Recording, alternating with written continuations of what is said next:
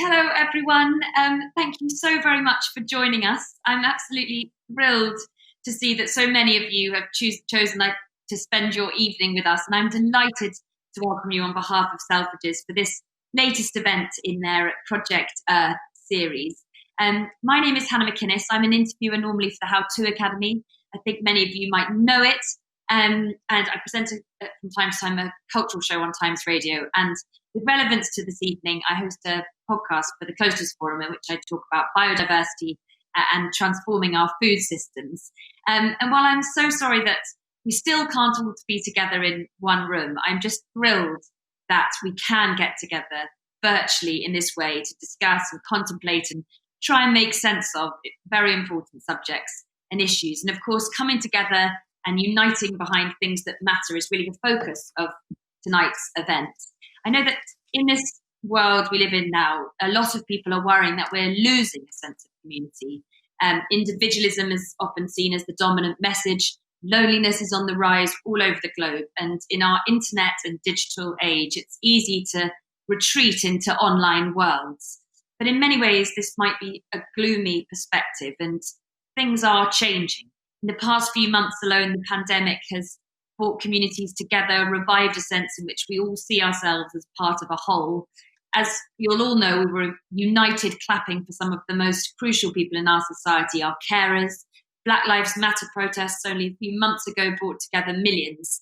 And of course, there has been a renewed appreciation too for our very precious planet. And I think where climate change is concerned, despite all the very real and undeniably devastating statistics, which we'll all be familiar with, protests and movements all over the world have galvanized in recent years. And even before the pandemic, it felt that people were starting to act and listen in increasing numbers. And we'll be talking about that this evening, and whether that is just wonderful in ambition and in sentiment, but is it really achieving enough? So I can't think of four more inspirational or perfect people to discuss this all with than our panelists this evening. And to have them all together in one virtual room is really a huge treat. So I'm going to let them tell you in much more detail or more detail than I what it is that they do. And if I reeled off their collective accolades, we'd be here for the next hour and we wouldn't get to any conversation. So in brief, we're joined by the documentary filmmaker, WWF ambassador and environmental activist Jack Harries. Put your hand up, Jack, just in case anyone's confused. Thank you. Joining us from the Commons, putting it here from a vote in the House, of Caroline Lucas, who's of course the Green Party's first MP representing Brighton Pavilion since 2010. We have the photojournalist, sustainable fashion blogger and labour rights activist joining us from sunny LA, Aditi Mayer. Thank you so much. And last but very much not least, Tony Juniper, who's the environmental author and former sustainability advisor to His Royal Highness the Prince of Wales. So thank you all so much indeed for joining us, and thank you everyone who's joining us from home. I just, as I said, would love to begin by hearing from each of you in your own words. If you could tell us what it is that you do in brief and essentially what drives you to keep doing it. Jack, let's start with you. Sure. Thanks so much for the opportunity to be on this panel alongside these amazing panelists. I'm really honoured to be here. My background is as a filmmaker. I'm a documentary filmmaker. I started my journey back in 2011 when I created a YouTube channel very naively, and it took me on a whole journey of making films, which led me to travelling to some of the front lines of climate change with the WWF and a few other charities. And that really sort of opened my eyes to climate change and to the reality of the crisis we're facing. And that led me to activism, and I sort of, started to discover the world of environmental activism. And that in turn led me to more recently launch a platform called Earthrise Studio, which is a media platform communicating the climate crisis to young people and really focusing on highlighting the activists who are on the front lines and also individuals who are living on the front lines of climate change and telling a more human perspective. Brilliant. Tony, we'll jump up our screens to you. Hello, everybody. It's a great pleasure to be here this evening. I am a lifelong naturalist, and I guess I've been chasing around after fish and butterflies and birds and fossils since I was a small child. And when you have an interest and a passion for nature, it does tend open your eyes to what's happening to the natural world. And so that took me to a career in conservation and environmental advocacy. And I just did a quick calculation. I've been at that now for 36 years, since I worked for the wildlife trusts in Oxfordshire. And since then, I've been lucky enough to have a very wide variety of roles. I've been a writer. I worked at Friends of the Earth for a long time. I was the director there and also the vice chairman of Friends of the Earth International for a long time. I was an advisor to His Royal Highness the Prince of Wales. I've worked with the University of Cambridge and still do, helping executives to master some of these subjects. I've been an advisor to many global corporations and have worked for WWF as well as Friends of the Earth. I've been president of the Wildlife Trusts. And today I'm the chairman of a government agency, Natural England. And so I guess I've seen these subjects from different perspectives, but it's an unusual time that we're in now. Things are beginning to change, pennies are beginning to drop, and hopefully we're at an inflection point where we will start bending the curves of decline back towards recovery. That's my sincere hope, at least. And I want to come back.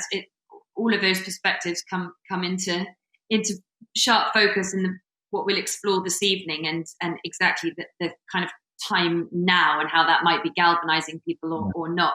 Aditi, can I move to you? Of course. Thank you so much for having me.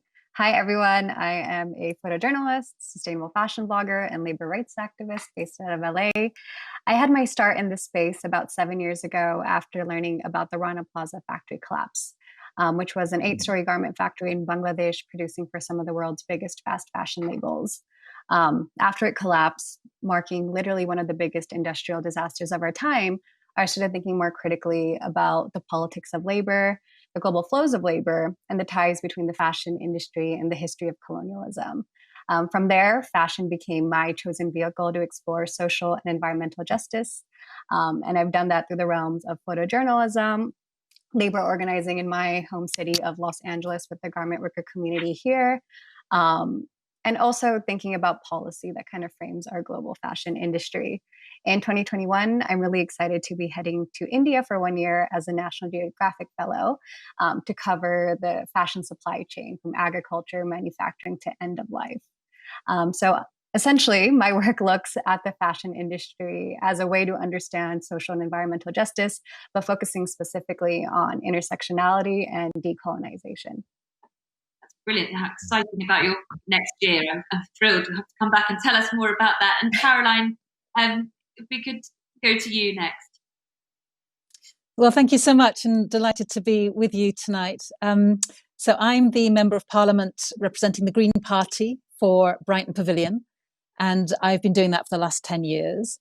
And just thinking about my route there, if you like, I guess my first involvement with movements was with the Campaign for Nuclear Disarmament, CND, in the mid-80s. And I think, in terms of anything that builds a movement, and being on a coach at 5 o'clock in the morning, going to Greenham Common or Molesworth or something, that's a good way of building a movement and finding fellow feeling with your fellow passengers. So I was very involved in CND, involved in the environment movement. And then I read a book, Jonathan Porritt's Seeing Green, back in 1986. And what was amazing about that book was it made all the connections between the different things I was concerned with, the environment, the women's movement, CND, and kind of put them into a coherent political whole. So I joined up for the Green Party in 1986. I've worked for Oxfam for 10 years, most recently as a trade policy advisor. I was then a member of the European Parliament for 10 years. And as I say now, here in Westminster for 10 years. And I guess I've spent my time trying to work out where influence lies. So when I was at Oxfam, I kind of thought, instead of just lobbying these members of the European Parliament about trade deals, it would be so much better to be a member of the European Parliament. So then I got elected to the European Parliament. And then I realized that, well, that was great, but actually, so many of the political issues that we deal with are actually happening at Westminster. So then I tried to get elected at Westminster. And now I kind of recognize I've come full circle, and actually power is with people, which is probably a very good thing. Because frankly, my colleagues here at Westminster don't move unless there is a massive public lobby to make them do it. Well, that is exactly where I was going to go next. Let's stay with you for this, because exactly you've just preempted where I was going to go, which is I know that yesterday, for example, we want to stay positive in this discussion, but we have to be real. And yesterday, I know there was deep frustration from you as the agricultural bill and the amendments, that we'd hoped for were not passed in terms of food standards, but also in terms of environmental standards. And I sensed a great disappointment from you on Twitter. And I'm just wondering, and I'd like to hear from everybody about this individually in their own lives, but is there any hope for collective action and real change in the face of government policy and big business which work together to do very different things? Caroline. Well, of course there is. Yeah, I mean, thank God there is. Otherwise, we'd all be pretty stuffed. And the point is, I guess that we don't. You have to work hard to make wins happen. And last night was incredibly disappointing because this was a commitment that the government had made in their manifesto to say that they would uphold animal welfare standards, environmental standards, farm standards, and they wouldn't allow those to be watered down. And yet here was an opportunity with the agricultural bill to actually put that in law, in statute, and they refused to do it. So, you have to get good at taking the knocks and collect yourself and keep the campaign going. And from last night, I guess what was really positive was just the number of Tory backbenchers who were actually on our side. It was quite extraordinary, very, very different from even just a few years ago, I think, in terms of the number of willing to stand up and say, actually, this really, really matters, and that, we're not going to have a thriving farming industry or indeed a thriving nature if we just try to undercut one another on standards and try and go for a kind of bargain basement approach. So I feel absolutely sure that there are so many positive things that we have done and we will keep doing. The Parliament has declared a climate emergency.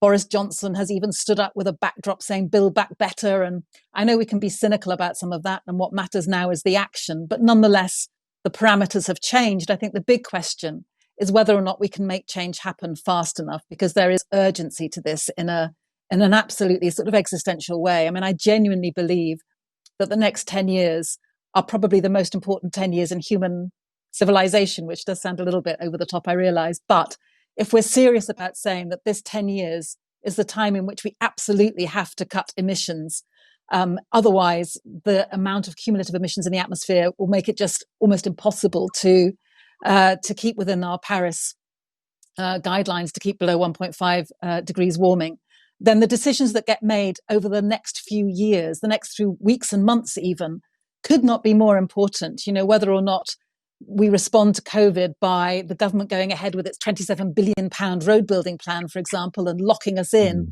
to a high carbon future, or whether we take this moment to say we can do things differently, that going back to normal is nowhere near good enough because normal was failing millions of people and trashing the planet into the bargain.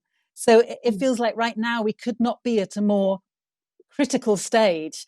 And that is why this discussion tonight is so important, because I have every confidence that the movement can get us where we need to be, but only if we're joined up, only if we have coordination and, lots of other things I hope we'll get to talk about later on this evening.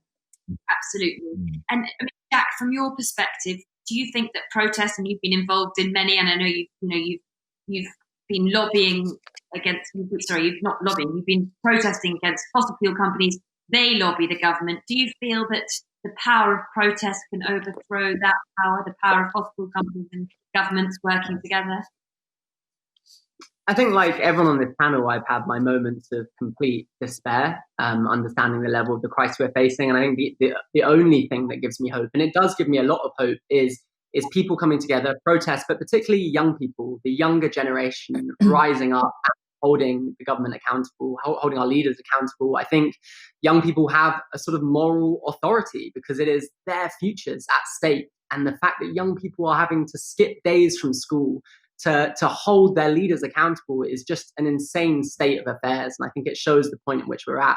But, I think the positive thing is we have the tools, to organize. And we're seeing our generation do that in an unprecedented way. Millions of people around the world taking to the streets and creating real tangible change. So I saw that happen with Extinction Rebellion, and I think that was exciting in the moment that it sort of erupted. But I think the future lies with young people, really waking up and organizing. And that's why I created Earthrise, as a platform to educate young people, because I truly believe, that is the what stops young people from taking action is a sense of powerlessness, a sense of feeling totally overwhelmed and paralyzed. And I think if we can, educate young people the facts and show them that there is a brighter future on the other side of this, a lot of the changes are locked in, but this is an opportunity to create a better world, a fairer, greener world, and to create a ton of new jobs in the process. And I think if we can communicate that message, then we can get young people to rise up and they'll be unstoppable. And Tony, you've seen this, as you said, from a lot of different perspectives. You have worked with governments. Do you think that generally governments and authority and policy is ready to come on board with this? I mean, we know that communities are starting to take this seriously, but are voices of authority ready to come with us? I think there's been an incredible change, and it's actually quite recent. So even 10 years ago, there were climate change deniers and people suggesting that the destruction of the environment was the price of progress. They were still in the news. They were being treated seriously. They were being given platforms in newspapers. And they've now disappeared to a large extent. There's still a few there. But the way in which the conversation has changed is really quite remarkable. And it's a combination of the science now becoming overwhelmingly clear. It's partly a reflection of some of those big corporate and financial institutions who used to be the enemy, now saying that they think they need to change as well. But crucially, it's been this shift in public opinion driven by this rapid rise in awareness. And as Jack says, then turning into activism and campaigning, especially from young people, it's put us into a very different position.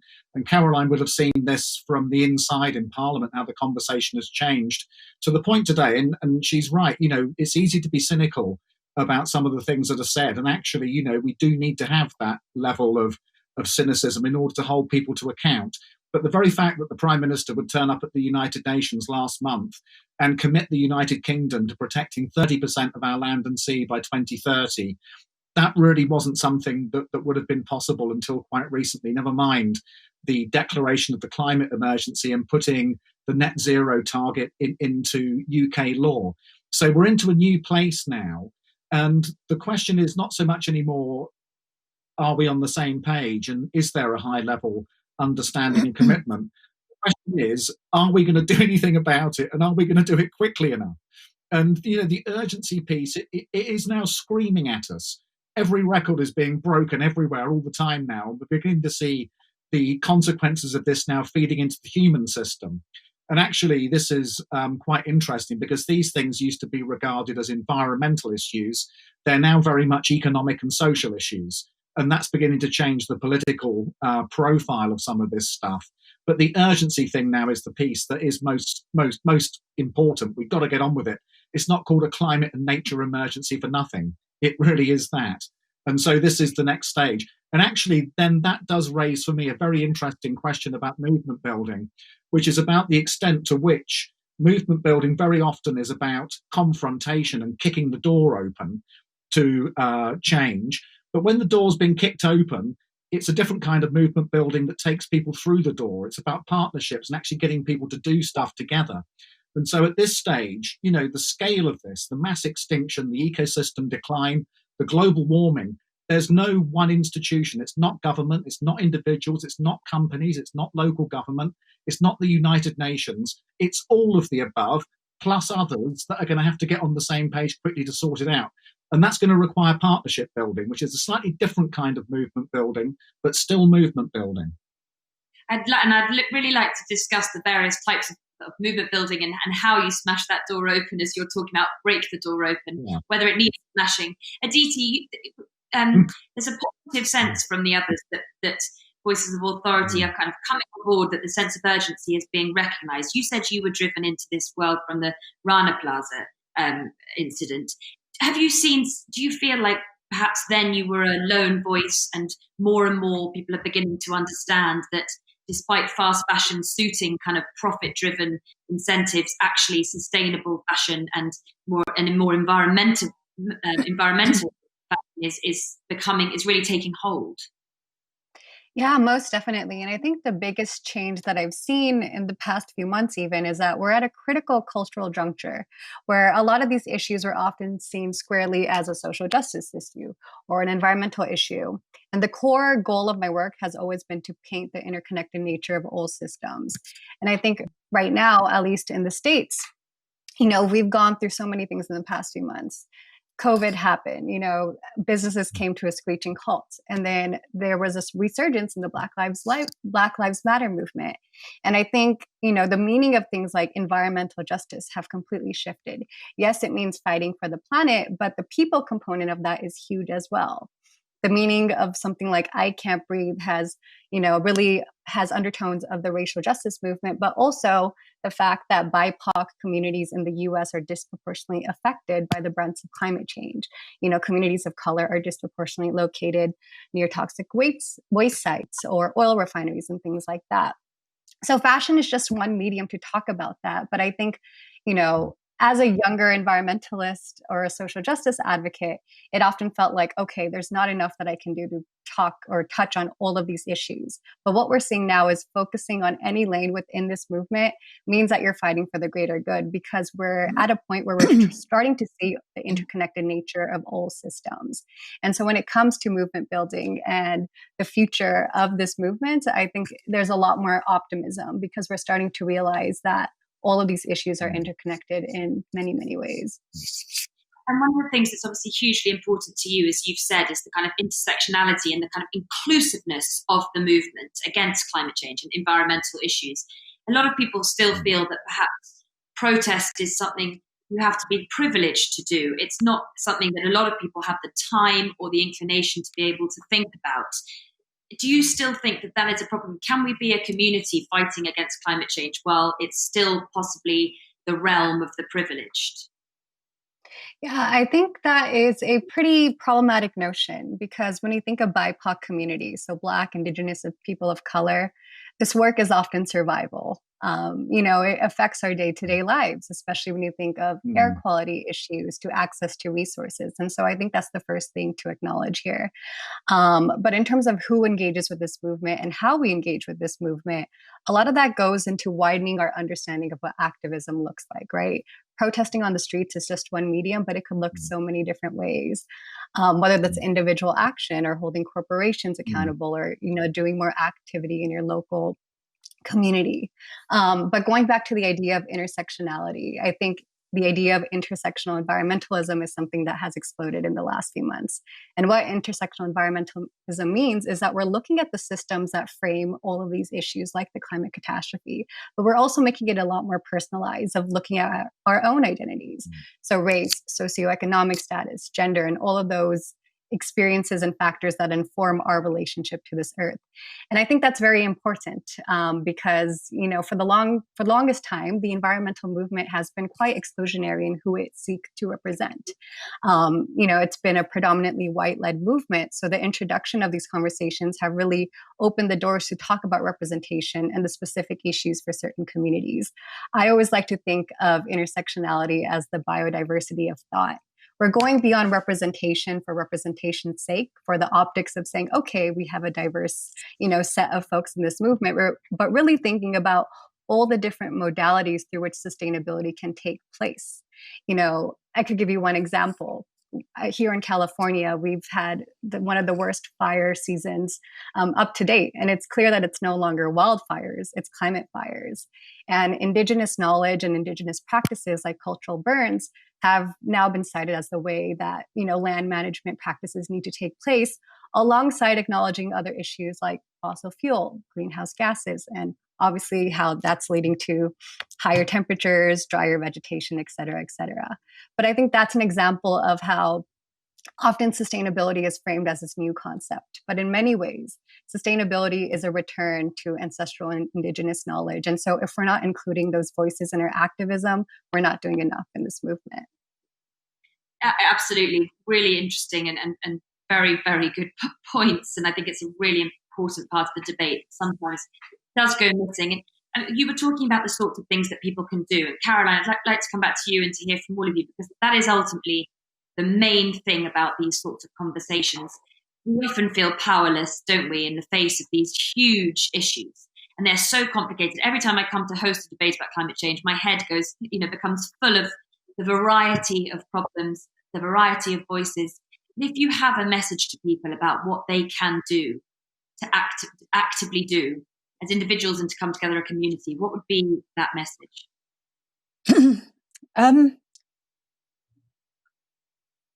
Well, I think it is about coming together and pushing for systemic change. I mean, this is the usual point in the meeting where people come up with individual things you could do, and not long ago we were told to put less water in our kettles and put on an extra jumper and turn down the thermostat. And no doubt all of those things are really important, and you can make decisions about what you buy and so on and so forth. And those individual actions are important, of course, but there is a very real danger of framing this simply as individual behavioral change, when so much of it has to be about systemic change, and in particular economic change above all else. And sometimes I think it can suit governments to try and sort of put it back on us, and tell us, the different things that we can do. Whereas what we need is political change. We need economic change. We need an economic transformation.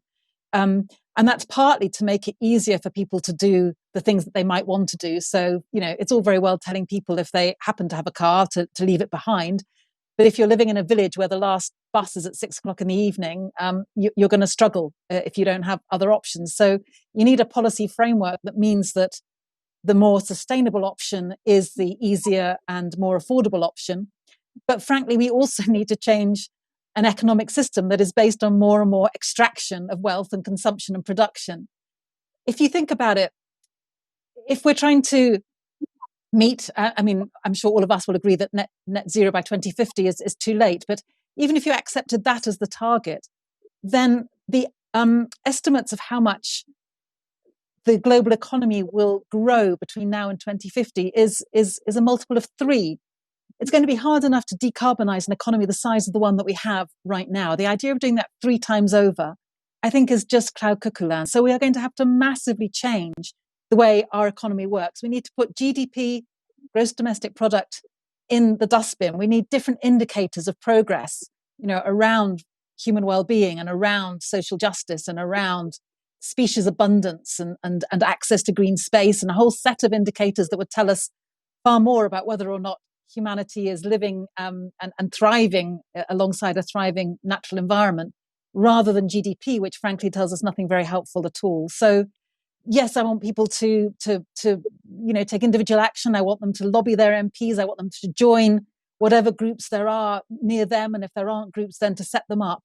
But I also crucially want them to be lobbying politicians. I want them to be standing for Parliament. I want them to be voting, because right now we need to change that overall framework, and in particular the economic system within which all of us are trying to make the right decisions. But frankly, the bias makes it very difficult, because so much of the context that we're working with is actually promoting destructive behavior rather than the kind of actions that we need to see.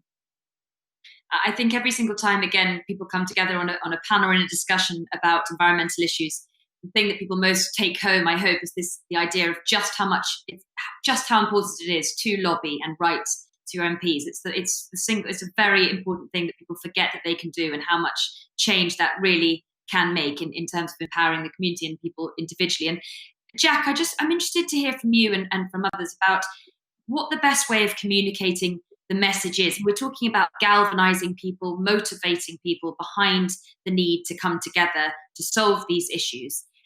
And there's a lot of different opinion about how we should do this. Should it be to shock and fear people into having to change, or is it a more hopeful message that people need? And I know that people differ on this, and we spoke about it, I think, in an event before. Do you think through your film and visual arts, people need to be shocked into panic, or is there another way? I think it's a really interesting question. And I think on this, the narrative has changed a little bit. So if you look back at Extinction Rebellion, when they first appeared, at the end of the year before last, their narrative was, we're effed, it was shock. And I think at that time, that was really needed. It was a wake-up call. And I think it woke a lot of people up. Literally, Extinction Rebellion were marching down the street, banging drums and shouting from the top of their voices. And it was needed and it made headlines. And I think now we've moved beyond that point. It's almost like the fire alarm has been sounded. And now we need to point people towards the exits, and especially given everything that's happened this year, that narrative is just not appropriate anymore. I think everyone's aware of how bad this year has been. Now we need to talk about building back better. And I think that's where ideas like the Green New Deal, for me, become really exciting. Of course, we have to tell a positive story. We have to accept that there's a lot of bad stuff locked in. We can't sort of just be hopeful without being realistic. But why make these changes? How is this going to benefit individuals in their everyday lives? I think that's a narrative that certain groups like Extinction Rebellion haven't been that successful at. And admit there are groups like the Sunrise Movement in the United States who I think are incredible, who literally go from state to state giving this talk. What does a Green New Deal look like, and how can that benefit you in your everyday life? And I think that's something that we're starting to see here in the UK. You've got the Green New Deal UK, which is an amazing organisation. But yeah, I think I think that narrative was important, but I think we've moved on from it now. And I think we need to start talking about what sort of future we want to build and why that's going to work better for people and planet. Tony, I'd love to hear your perspective on that. You were talking before about the important thing now is to unify. What do you think? Is it more important that we switch the message to a more positive one of hope, or does that make people complacent? Do people need to be shocked into gathering together and doing something? I remember this conversation very well at Friends of the Earth 15 years ago when we were putting together the campaign that led to the Climate Change Act.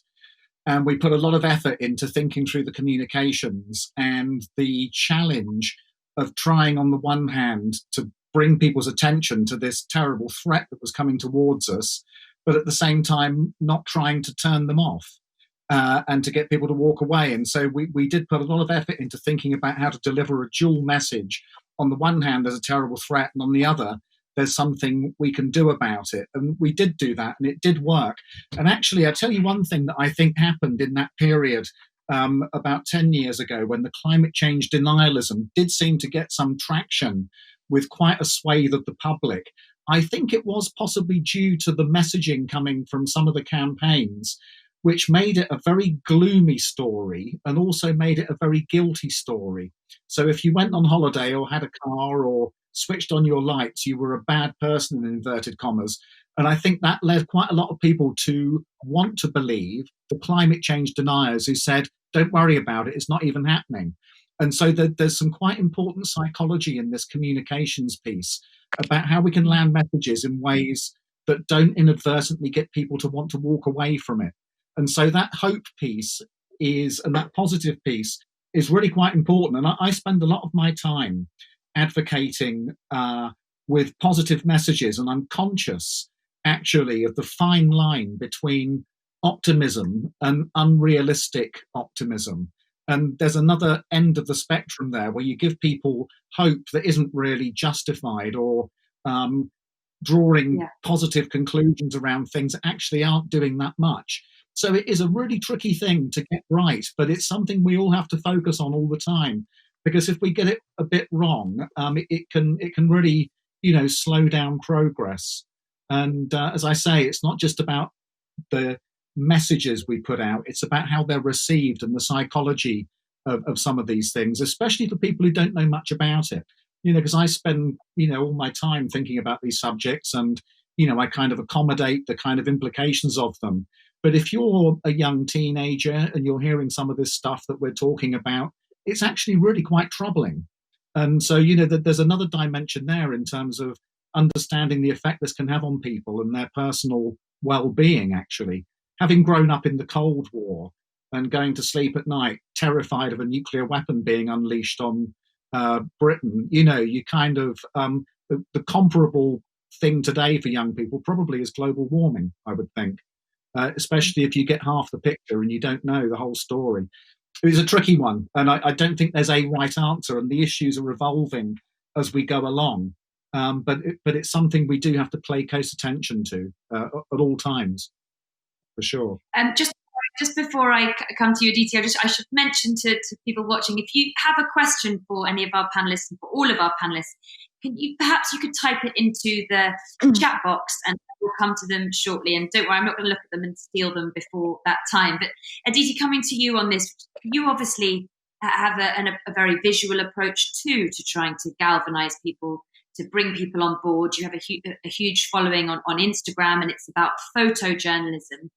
Do you think that is a way to motivate people? Can you use technology for the good in this scenario?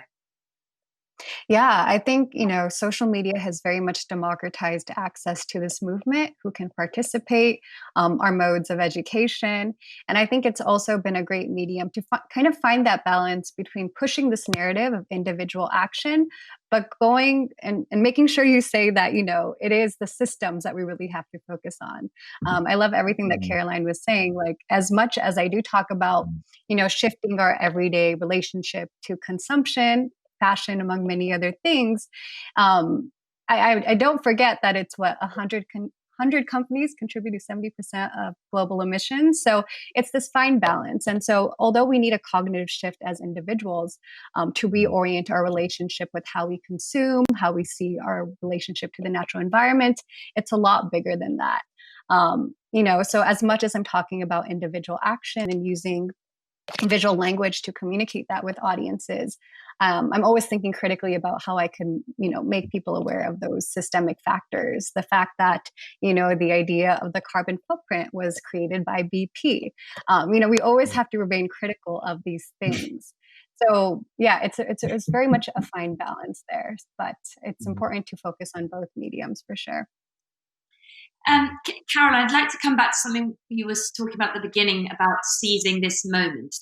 And I mentioned in my introduction, there is a lot of talk, and it can be easy to talk up the idea that during lockdown, during the last few months, the positive thing to come out of all the tragedy is an increased awareness of environmental issues and increased appreciation for our planet. But do you think that is a real sentiment?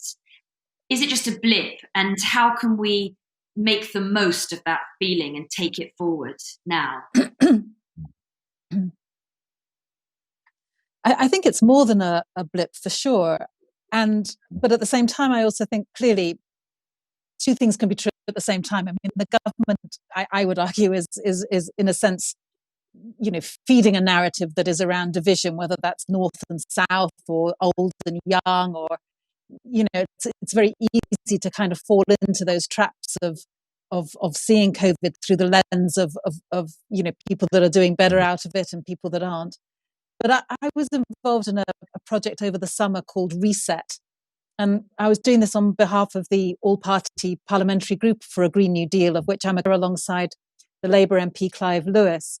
And we took this really in-depth engagement, if you like, with people across the year. And we were able to reach out to communities that don't normally kind of take part in these kinds of debates necessarily.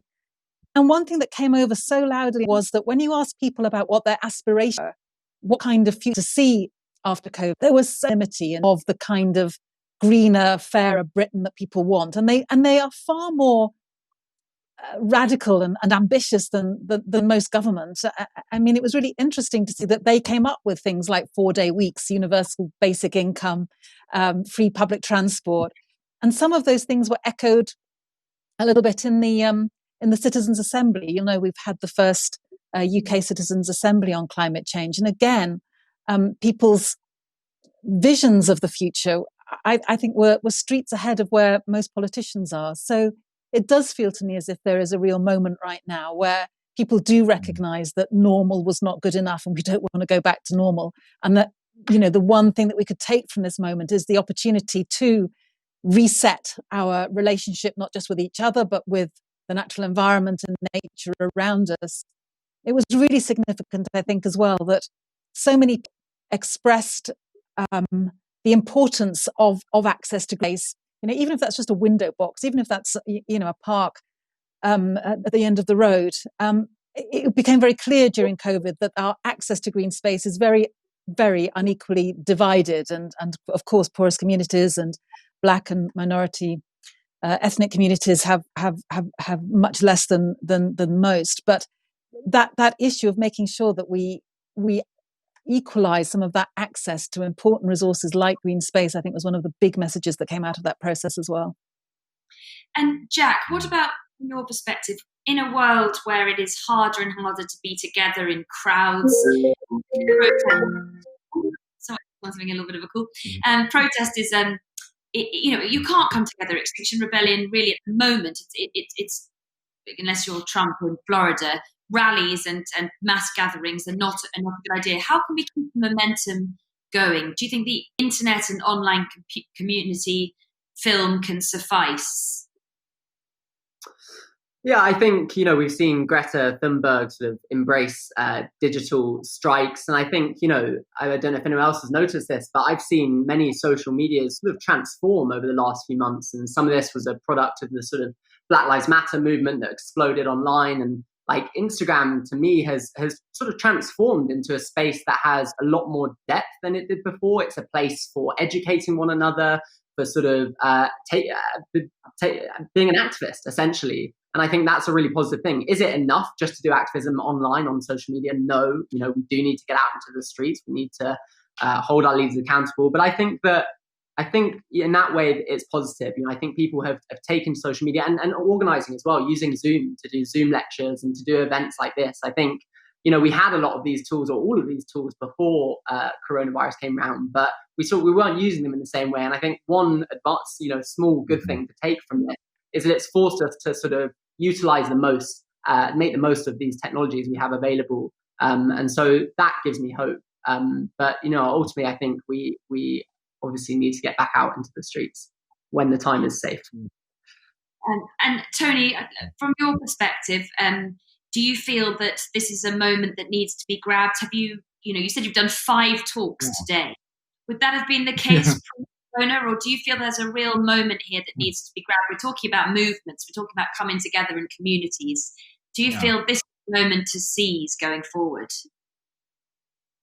I do very much. It's one of those break points where, historians will look back at this moment and there will be a different world after. And the question is, what kind of different?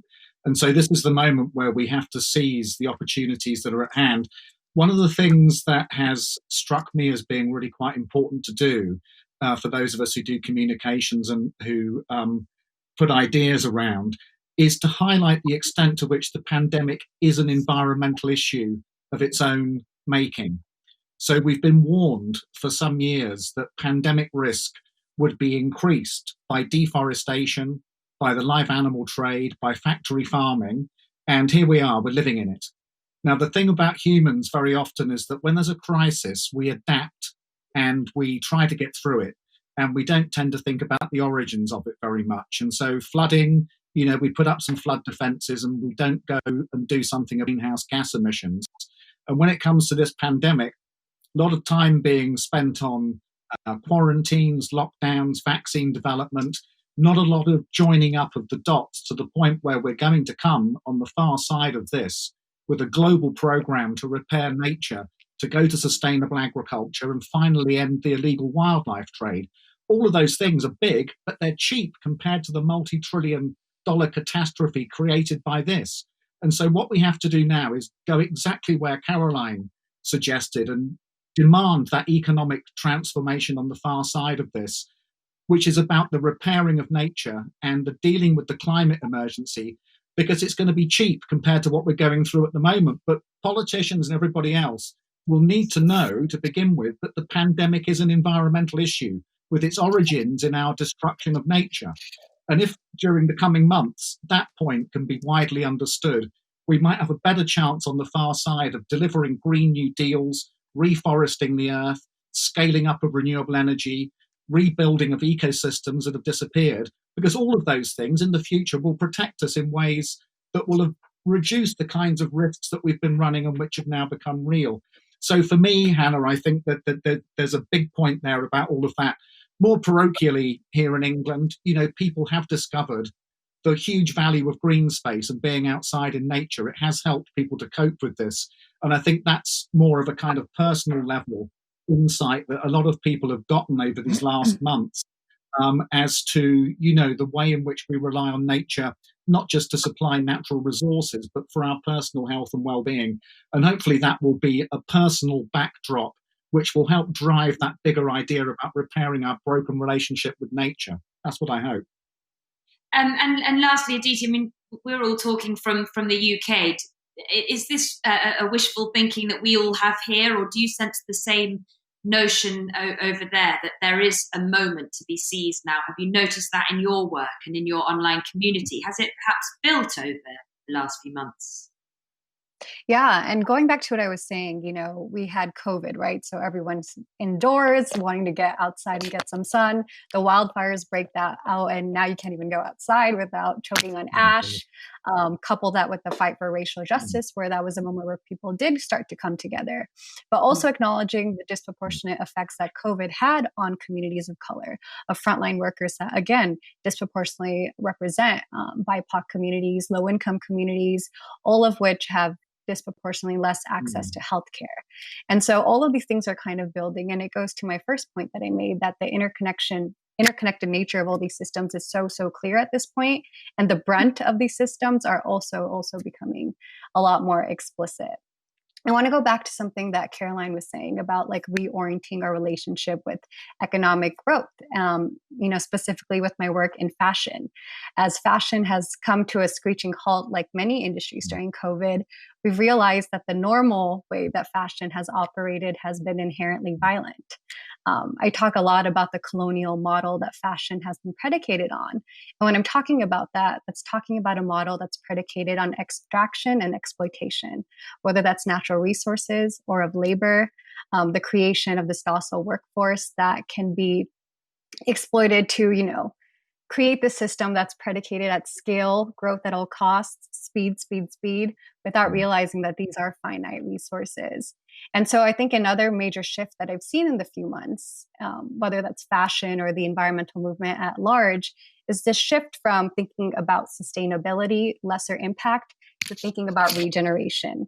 The fact that positive impact is possible. And at this critical juncture, lesser impact is not enough. We have to think about sequestering carbon emissions and kind of reinventing how systems have operated, because all of these isms that I'm talking about, racism to the environmental movement, there is an interconnected nature to all of that. So there's definitely been a shift, but in this rather bleak moment, I think folks are kind of looking for larger systems change, because everything that they could do on a personal level, they can enact those changes in the day-to-day, but the reality of what's happening outside is more clear than ever.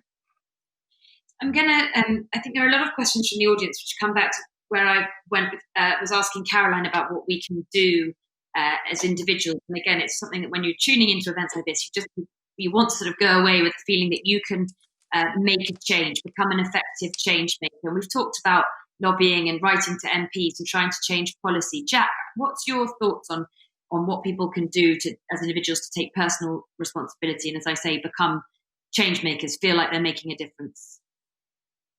I think it's important to look at taking action on climate change in sort of two categories. You've got this sort of individual change, which, as Caroline said, we hear about a lot, and historically we've heard a lot about. It's a sort of convenient narrative for large corporations.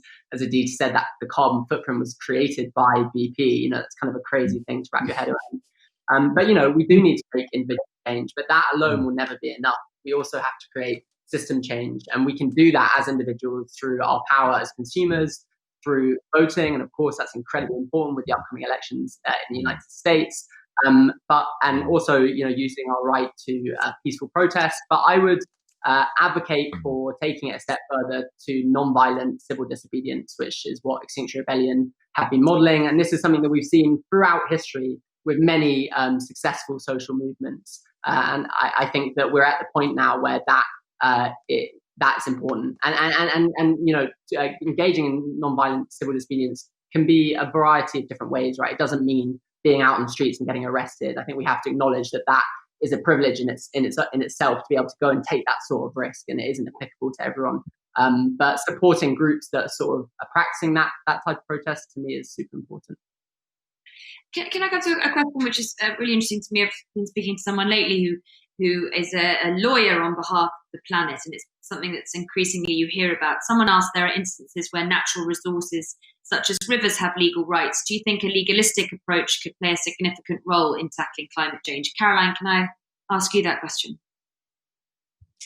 I think it can, and I think it is. And I would point to organizations like Client Earth, who I think do a fantastic job in terms of bringing litigation against corporations or governments who are trashing the planet. I would point to the late and very great Polly Higgins and all of her work around a new crime of ecocide, which I think was also, a pioneering idea that we absolutely need to see enshrined at the United Nations as well, that there should be a crime of ecocide that can bring serious consequences with it. So I certainly see a role for that. But I guess coming back to what I very first said, in the sense that the next 10 years being absolutely critical, it just feels like we need to throw everything and then some more at this and use every single strategy that there is, because frankly, I don't suppose any of us know which is going to be the most successful, and we will need all of them. So yes, we need those legal measures.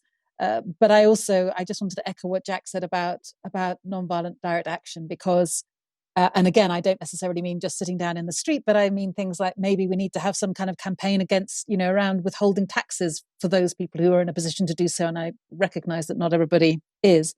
But it feels to me that we've been very polite for too long. And although it's true that changes are happening and that's exciting, whether or not we'll get there fast enough, I think is the biggest question. And for as long as we have targets like net zero by 2050, then we are nowhere near where we need to be. Net zero by 2050 only gives us a 50-50 chance of staying below 1.5 degrees. If we were told we were going to get into an aeroplane that only had a 50-50 chance of reaching its destination safely, chances are we wouldn't get on it. So I think we are going to literally have to throw every strategy we have, and the trick will be to try to do that in a coordinated way, so that we're actually working together, but each of us doing the bit that we can best do, rather than feeling that we're in some kind of competition. It's really interesting. We've been polite far too long, and it's a really interesting thought how the message has to be delivered. I mean, Tony, do you think that it can be done politely, or does there have to be some shouting and screaming? I think Caroline's absolutely right. That there's a spectrum of strategies, a spectrum of engagement points, and a spectrum of tones of voice, if you will, that all need to be deployed at once. So this is about everything, and it's about everybody. And so trying to do it through one route and one strategy, you wouldn't have enough people in it because there's so many different capabilities and perspectives. And B, it wouldn't work anyway because it would be too narrow in its focus. So we do need to mobilize every tool that we've got. We need to mobilize public activism and public opinion. We need to mobilize the power of private sector innovation. So those evil corporations who've helped to cause this, they need to change very quickly because the world will still need electricity and vehicles and bicycles and everything else. And so we are going to need organizations to provide some of that stuff. And so they've got to change very quickly. We need to change politics so that this isn't solely seen as the domain of parties like Caroline's, which, has been a trailblazing voice on all of this. It needs to spread into the other parties. And happily, that is happening up to a point, at least at a superficial level. And we need to be working at the global level to get common cause between countries on this stuff, because there is still big differences of opinions between nations. So this is multi-layered, multi-partner strategies that we need to go forward. And, that idea of everybody doing their bit to take us forward towards the bigger goal is exactly what's wanted. And Caroline used the word competition rather than competing with each other. And I have to say, amongst the environmental groups, not so much anymore, but 10, 15 years ago, they did have a little frisson of who's best and who's doing the most, rather than how can we cooperate and do this together. So, we're all human. And so everybody, has a sense of what can I do? And sometimes it can become something which people want to own rather than to share. And so this is so big, and it's so multi-layered that we don't have time for that. And as I say, I don't think it would work anyway. We need a truly collective effort. And actually, this is then when movements become not only about where people agree, it's also about what people disagree on and how you can accommodate different perspectives that go in a broadly similar direction. And so, for example, what should be the relationship with big companies? Do we want big energy companies to be part of the solution? Some people are horrified at the idea of them having anything to do with this solution. Other people think they have to be part of the journey. And so, if you're going to have a movement that's going to solve the problem, those kinds of differences need to be accommodated as well. It's quite tricky. It does require quite a lot of deep thinking around where the common ground lies and where best to exploit it. But it's not simple, and it can be quite bruising at a personal level, that's for sure. And somebody asks how much of a role, we've touched on this, but Aditi, perhaps you could answer what the importance of creativity is in inspiring a moment. I mean, it's something that you've based your career on. Yeah, I think it's huge. I mean, you think of art in the most general sense, it gives us the ability to reimagine a future, which is so key when it comes to any movement, especially the climate justice movement, which is all about reimagining our systems and what that future can look like. So I think the role of creativity, the role of imagination is key to this. And I also think it provides a lot of more accessible touch points for folks to engage with this movement. The reason why fashion was my chosen medium is because at face value, when you look at a dress, the first things that come to mind are probably not the politics of labor or all of the natural resources required to make that dress. But that could be the touch point where you could introduce that conversation.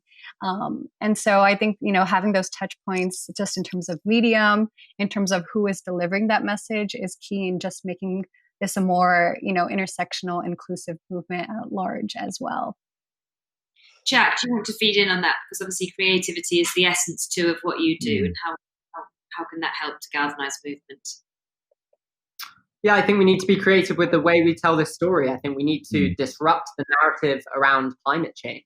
Going back to what we were talking about earlier, individual responsibility, like climate change is a symptom of a broken system. It's not your fault. And I think you'll never hear that narrative told by large corporations. And that's a really key narrative change. And I think it's up to filmmakers, to artists, to designers, to photographers. And we're seeing this happen on Instagram now. And, our generations are embracing this to tell that story. We need to tell that story in a way that captures the attention of young people. And then the sort of final thing I'll point to is, when Extinction Rebellion first came out into the streets for that major April rebellion that led to the government declaring a climate and ecological emergency, there was, for anyone who came down to the streets for those amazing 2 weeks, there was an immense amount of creativity. It was an incredible atmosphere, people making food, banners, people printing T-shirts. It was beautiful. The atmosphere was beautiful. And I think that was what made that event so special. And that's what captured the imagination of everyone that came down to part in those protests. And since, I think the protests have got a lot harder, a lot more tough. The police come in a lot harder, and it's a different atmosphere entirely. So I think creativity is at the heart of really disrupting the narrative around climate change. It's so interesting. There are just so many places we could go. I don't think an hour is anywhere near enough. We could be here till 10 o'clock, and go in, have a drinks break and come back. But unfortunately, the hour is somehow up, especially having four, as I said, such important voices as yourselves. There's so much to get through. But thank you all for joining us. And thank you so much to everyone who's tuned in this evening. It's been a really fascinating hour, and I think there's a lot to go away and to dwell on and to think about. And perhaps we can meet again in a few months' time to see where we've got to. Thank you all very much indeed. Thank you. Thank you, Hannah. Thanks, Jack. Bye, Aditi. See you, Caroline. Thank you. Bye, yeah, everybody. good to see you. See you.